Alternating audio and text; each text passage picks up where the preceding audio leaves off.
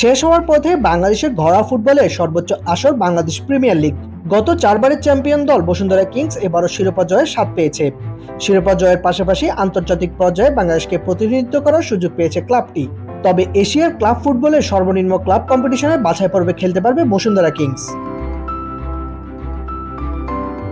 গতবার AFC champions লিগের বাছাই পর্বে খেলার সুযোগ পেয়েছিল অস্কার বুজনের দল, কিন্তু বাছাই পর্বে ম্যাচে পরাজিত হওয়ার দরুন এএফসি কাপে গ্রুপ পর্বে খেলার টিকিট পায় বাংলাদেশের এই দল।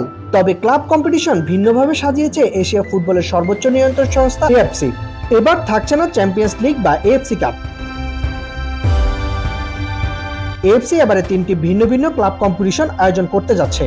এই 3টি টুর্নামেন্ট হলো AFC champions league elite, AFC champions league 2, AFC challenge league. AFC challenge লিগের বাছাই পর্বে খেলতে হবে বাংলাদেশের ক্লাব বসুন্ধরা কিংসকে। এএফসি চ্যালেঞ্জ লিগে অংশ নেবে সর্বমোট 20টি দল। ক্লাব র্যাঙ্কিংয়ে এগিয়ে থাকার কারণে কুয়েত, তুর্কমেনিস্তান এবং লেবাননের কাপ সরাসরি গ্রুপ পর্বে অংশ নিতে পারবে। এর পাশাপাশি এএফসি চ্যাম্পিয়ন্স লিগ 2 এর বাছাই পর্ব থেকে বাদ পড়া ওয়েস্ট জোনের 2 দলও অংশ নেবে গ্রুপ পর্বের লড়াইয়ে। বাকি দলগুলো বাছাই পর্ব পার করে আসতে হবে। এখন পর্যন্ত বসুন্ধরা কিংসের কোনো প্রতিপক্ষ নির্ধারণ করা হয়নি। বসুন্ধরা কিংসের প্রতিপক্ষ হিসেবে থাকতে পারে নেপাল, ভুটান, পাকিস্তান, আফগানিস্তান, ফিলিস্তিন, ওমান, মালদ্বীপ, সিরিয়া, শ্রীলঙ্কা, কিরগিজস্তান ও ইয়েমেনের ক্লাবগুলো।